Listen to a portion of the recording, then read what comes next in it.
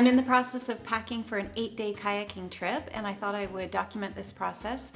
It's a little overwhelming figuring out what to bring on a trip of that length, especially when you're outdoors and you don't know what the weather will be like, but I do have a lot of things that I've learned over the years of doing this, and I wanted to share some of them with you. So one of the things that I've learned is to always take notes at the end of the trip of things that I want to pack for next time, because over the course of the year I forget, and the tendency is always to pack too much. And of course you don't want to forget something that's important, but you also don't want to have too much stuff because it's hard to fit it all in your boat when you're kayaking. And also even just schlepping it back and forth from the beach to the tent can be a bit onerous. And I've had a few trips where I've dumped out all my clothes into the tent and I think, I don't even need half of this stuff. I'm just wearing the same thing every day practically. So I always write notes at the end of my trip so that I remember not to overpack for the next year, but also to write down everything that I need to bring so I don't forget something. So now what I'm going to do is just go through and show you the things that I'm bringing and why I'm bringing them. A few things to keep in mind for outdoor clothing. You definitely want to have things that dry quickly, and so cotton doesn't dry as quickly as synthetic fabrics, so mostly it's nylon or fleece or artificial down, things like that. And you want to be dry, because if you get wet it's hard to get dry. You can't just throw your clothes in the dryer, and sometimes the sun doesn't come out for a few days, so you don't want to be cold and damp. So definitely something waterproof, but not too heavy. So Gore-Tex is great because it's breathable. Or I have a very light nylon jacket that can do for just, if it starts to rain lightly, then I'll just put that on. And so you want to keep your feet dry. You want to stay dry in case it rains. You want to be protected from the sun. You don't want to be too hot. You want to have at least one of everything that you need and a backup in case that thing gets wet. All right, so I will show you what I've got here. So this is what 8 days of clothes looks like. It's pretty bare bones. I've got my wool socks, my sock liners, which are great for not getting blisters, a couple sports bras, a couple pairs of underwear, the toque in case I get cold, mask for the ferry, my bathing suit, a pillowcase that I put my clothes in to be my pillow, 3 pairs of shorts, and everything that I'm bringing is nylon or spandex. Here's one down jacket that'll pack down to nothing. This is my other down jacket. It packs up pretty small. Here's my windbreaker thing. 3 tank tops. These are good, these long sleeve tops for sun protection. So 3 long sleeve tops. And these are my mosquito pants, my rad pants, R-A-D, rad. That's what they're called. These are my tights that I just use for camping. And these are my base layer things for staying warm, and just my regular yoga tights for paddling or for just around the beach. Gore-Tex jacket. This is for warmth and breathability and waterproof. These are my kayaking pants that are waterproof. And then for the beach, I've got my Tevas. For paddling, my paddle shoes, and these are waterproof socks. This is a new thing I'm going to try. I've never brought boots before, but when I wash my dishes, sometimes get my feet wet because the tide is going in and out and we wash it in the ocean. So I'm going to try these boots for camp and see if they are worth the space that they take up in the boat. I can always strap them on the top of the boat if they don't fit. So that's my new experiment. I put aside the stuff that I'm going to be wearing when I do my first paddle, and everything else is going to be packed up into my cone bag, which goes at the front of my boat.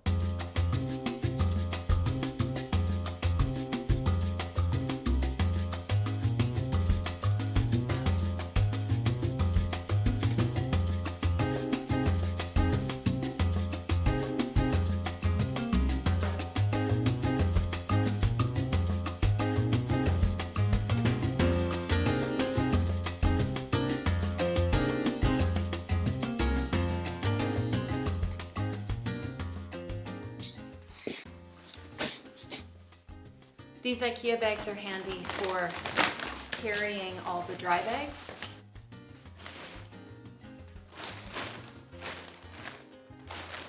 So we can load up all of our gear in here and use this to carry the dry bags to and from the beach to the tent and loading and unloading. I'm going to put my kayaking gear in these mesh bags, and then it's easy for me to find it when it's time to get ready to paddle. So I've got a tarp in here which I can use to put on the beach and load all the bags on top so the bags don't get wet. And I'm just gonna put in all the stuff that I would wear paddling. So water socks, my sock liners, my kayaking gloves, what I'm gonna wear paddling, tank top, 3/4 tights. I like having 3/4 tights because otherwise my calves kind of rub against the bottom of the boat. And I sometimes wear shorts, but I sort of like to have a layer of fabric between my legs and the boat. And this is mainly for sun protection, this long sleeve top. This hat has a string so it can't blow off if it's windy. I always carry a toque wherever I go in case it gets cold. This is my Gore-Tex jacket, which is warm and waterproof. And these are my kayak pants, which are waterproof. So now all the stuff that I'm going to be wearing when I'm in the boat is all in one spot. Except for the booties, which didn't fit. And I'll stuff this just in case I need extra warmth. We're taking a water taxi, so sometimes it can get cold when we're riding in the water taxi because it gets really windy. Okay, so boat gear, boat clothing.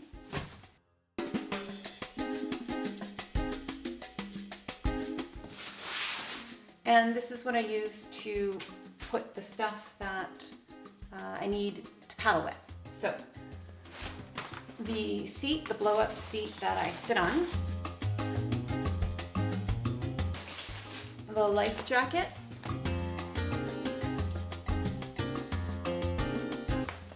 the spray skirt, tow rope, pool noodles. These will go on top of the boat, and we use these when we drag the boats up the beach. We put these underneath and just drag the boats on top of these so that the shells or the barnacles or whatever don't scratch the bottom of the boats.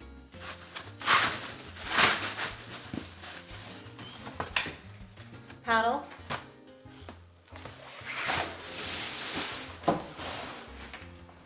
Paddle float. This is so if you fall out, you can grab one of these and use it to help you get back in the boat. I also use it as a seat. It's not that you would fall out of the boat, it's more that if you capsized. But I've never capsized, so I've never used it, but it's a safety thing that we have to keep. I'll stick the booties in here. I always keep a bungee cord handy because sometimes I can't fit everything in the boat and I have to strap things on top of the boat, and I have a couple bungees that are already built into the boat, but this sometimes comes in handy if I just need to strap one more thing on. This is a strap that we use to attach the kayak to the roof rack, but we also keep it out for lifting the boats. We can put the straps under the boats and 2 people can go at one end and 2 people at the other end, and if it's really heavy, 2 people in the middle. And then we hold it by the straps and it's a little bit easier to transport the boats. So I'm going to keep this handy. This goes on the back of the kayak when we're driving for just safety.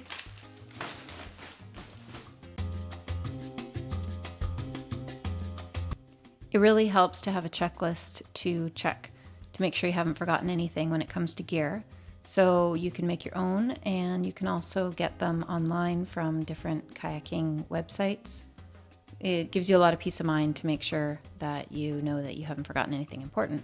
The other thing I do is I attach my tent with my poles together when I pack them up at the end of the season so that I make sure I can't forget my poles, because I pack them in a different bag than I put the tent, and you might think, oh, I've got the poles in my tent bag, but they're not.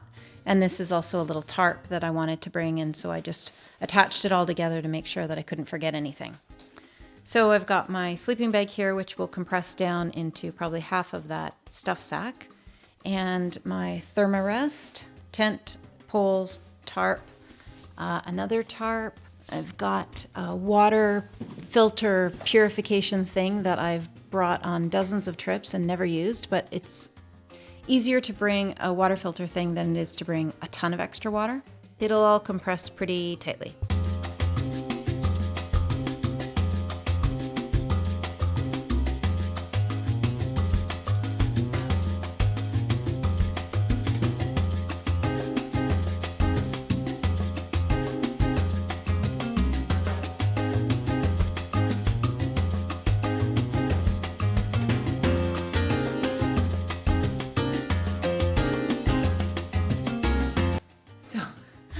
That huge bag compressed into a sleeping bag this size, and I could probably make it half this size if I pressed even harder.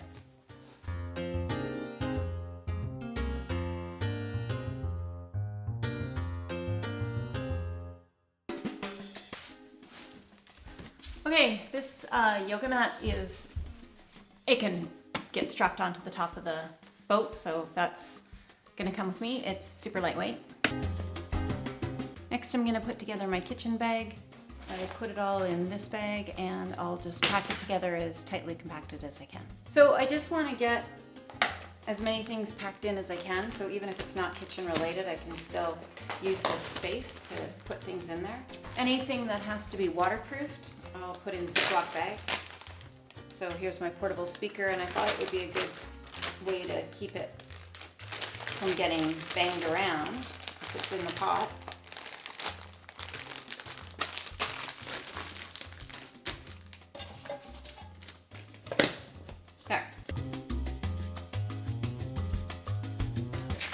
This is a great little cutting board because it's fluffy and it can just fit in anywhere.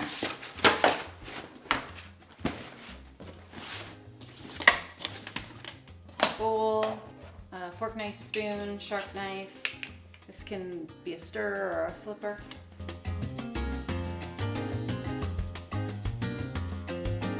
Can opener.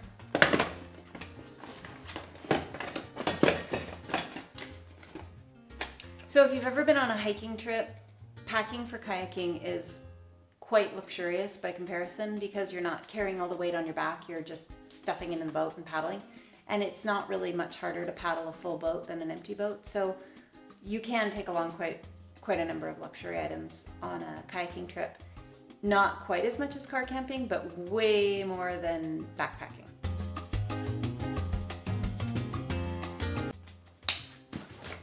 So that's my kitchen. The kayaks are pretty waterproof. When you stuff things into the holes, they generally stay dry, but these dry bags are an extra level of insurance that your stuff won't get wet. So you can write on the outside what's in there. It makes it a little bit easier to stay organized.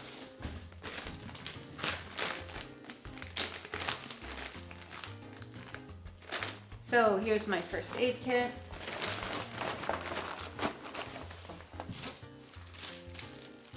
Sunscreen, body wash, camp soap.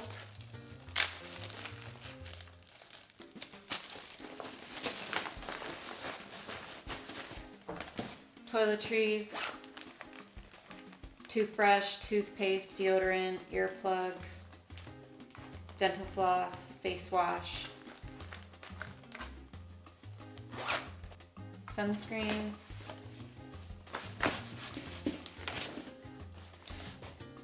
spare pair of sunglasses.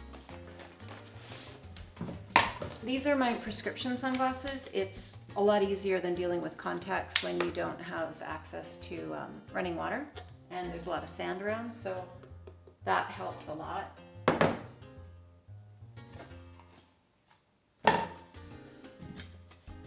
Bactine is really good if you get a lot of mosquito bites. It helps the itch go away. Bug spray, headlamp, rope, and some more rope and tent repair stuff. For these dry bags to work, you have to be able to fold them over 3 times, so they can't be too full or they will leak.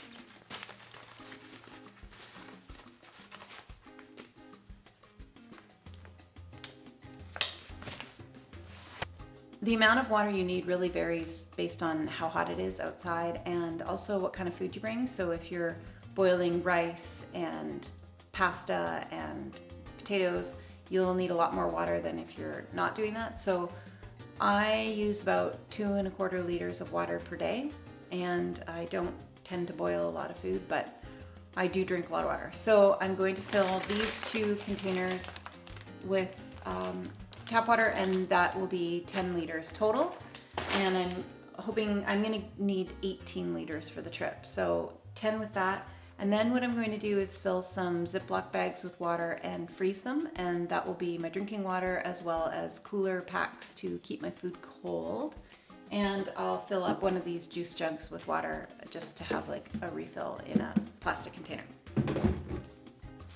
I found that these cloth bags work well as protectors for these.